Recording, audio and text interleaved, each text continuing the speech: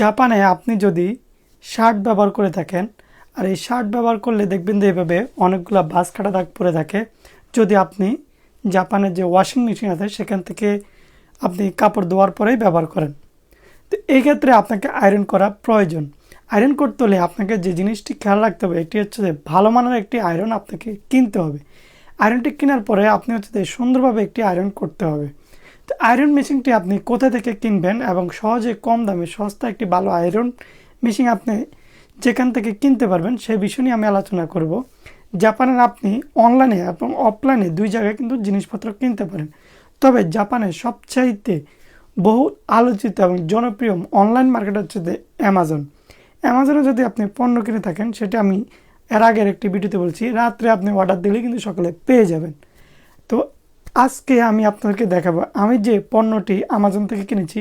আমি বর্তমানে এই পণ্যটি জাপানে প্রায় 1.5 বছর মতো ইউজ করতেছি। খুবই ভালো মানের একটি সার্ভিস দিতেছে। এতদিন আমি ব্যবহার করার পর কিন্তু আজকে আমি রিভিউ দিচ্ছি। তা আমার কাছে বর্তমানে দেখতে পাচ্ছেন এই যে একটি আয়রন মেশিন, দ্য ড্রাই। এটির আপনি দেখেন বাইরের ডিজাইন প্যাকেট অনেক সুন্দর। এটি মাত্র 600 গ্রাম ওজন। এই আয়রন মেশিনটি 600 গ্রাম ওজন। আয়রন মেশিনটি আপনি খুবই ভালোভাবে আপনার যে কোনো কাপড় আয়রন করতে পারবেন, সেক্ষেত্রে কাপড় পুড়বে না। সেক্ষেত্রে কিন্তু ভালো একটি সেফটি সেখানে দেওয়া আছে। এবং আপনি এখানে অটো, আপনার যখন হিট হয়ে যাবে তখন এটি অটো কিন্তু বন্ধ হয়ে যাবে, যখন আবার হিট কমে যাবে তখন এটি আবার চালু হবে। তার মানে আপনি অন প্লাগে কিন্তু আপনি কাপড় আয়রন করতে পারবেন কোনো ধরনের ঝামেলা ছাড়া। যেহেতু আমরা বাসা বাড়িতে এটি আয়রন করব, সেক্ষেত্রে কিন্তু আপনার অতিরিক্ত হিট এখানে দেয়নি ইন্ডাস্ট্রিয়ালভাবে। সেক্ষেত্রে আপনি নির্দ্বিধে আপনি কাপড় আয়রন করতে পারেন। এটিতে অবশ্যই ম্যানুয়াল যে বই দেওয়া আছে সেটিতে আপনি কিভাবে আবেদন করে। এই যে দেখেন আমার হাতে বর্তমানে এই যে আয়রন মেশিনটি আপনি দেখতেই পাচ্ছেন। এই যে খুবই হালকা 600 গ্রাম। এই যে দেখেন খুবই সুন্দর প্লেট। আমি 1.5 বছর মতো ব্যবহার করতেছি। এই যে দেখেন এখানে আপনার হচ্ছে যে ভলিউম দেওয়া আছে, আপনি ভলিউম কম বেশি দিতে পারবেন।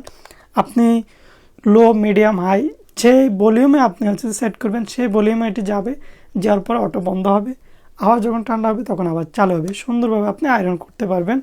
তো এখানে আবার লাল সিগন্যাল দেওয়া আছে।